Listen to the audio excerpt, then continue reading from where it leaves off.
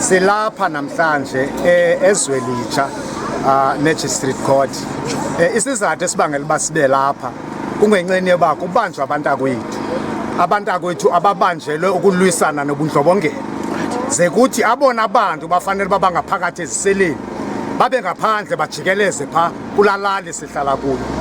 Ingxaki ke sinayo singabahlali ngumthetho in favor of izigebenga nezaphula imithetho izaphuselana ngoba kubanjwa abantakwethu nje kungenxeni ntoba balwa nolwaphulo umthetho elingafunwayo ngabahlali baseNcamega. Silapha ke injongo yoba sibe lapha sithi makukhululwe abantakwethu ababalapha and umthetho mawudlale indima yawo because abahlali abonwabanga. Amapolisa ase-Steve Vukile Tshwete police station nase-Khairoti police station bangotshomi no balala ngengubenye nezigebenga izaphula umthetho. Sisizathu ke sibangela basibe lapha. Siyacela ke kukhomishina weliphondo leMpuma Koloni makenze indlela sinepetition esiza kuyisa nangoku phaya headquarters samapolisa eMxenge siyoxela khona siyobonakalisa ifrustration yethu njengabahlali basePiltini. Singabahlali naba bahlali baphume ngendlu baze apha sizoxhasa. Sithi ke ingathi ke ngokuyiqalele phi lento benze intoni abafana abafana baqhekeza izindlu. Lo mfana ngumntana lo obethiweyo apha uqhekeza izindlu zabantu uqhekeza imoto zabantu. Now kule case azobethwa kuyo ke ngoku because une case it's more than 12 or 14 cases reportwa kuzo eFrankfurt police station. Kodwa even a single case apho sibona amapolisa ayithatha action against yena khona. So into bangela into ba ke ngoku abahlali bade bathathele umthetho ezandleni because ayingoba abantu ababanjiweyo aba bathathele umthetho ngaba bahlali bonke balapha. Siyamangala kuba kuselectwe a certain individual instead of sonke bifanele basingaphakathi eziseleni because lento bayenzileyo yi-right yethu singabahlali basiphakame xa sibonayo. Umthetho waseSouth Africa ubusithi masincedisane namapolisa. Yiloo nto ke bangela into basibe lapha ngoku. Umqhekezi ophuma izandla womntana ongamameliyo.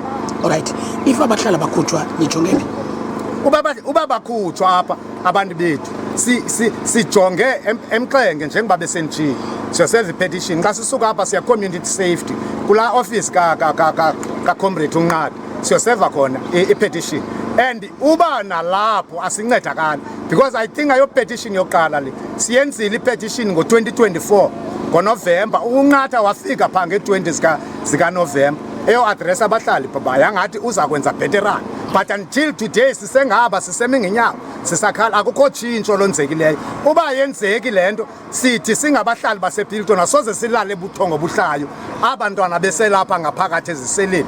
Sizaphinda siye kulaa ndlela asiyazi into sawuyenza because besipha endleleni ngolwesine sabethwa sadutyulwa ngamapolisa kwabanjwa abahlali still silwela la malungelo siwafunayo wethu. Elokugqibela sithi mabakhululwe abantu aba bahlali babanjwe mabakhululwe and asifuni bakhululwe ngabheyi sifuna zichithwe tu kungabikho case ixoxelwayo apha.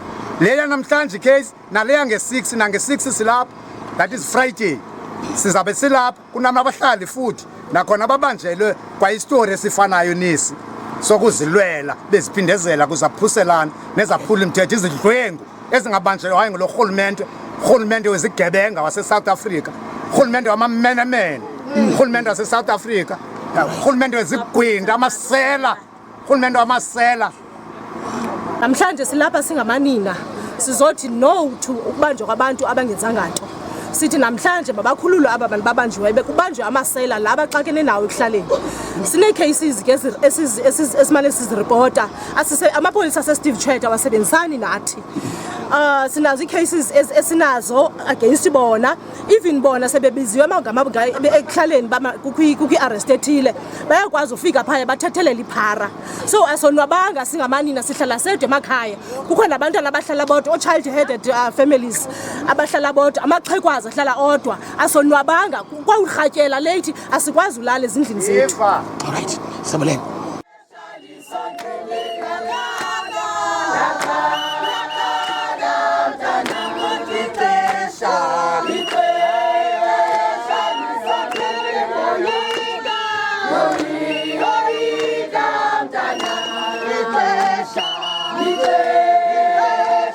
Listen to me,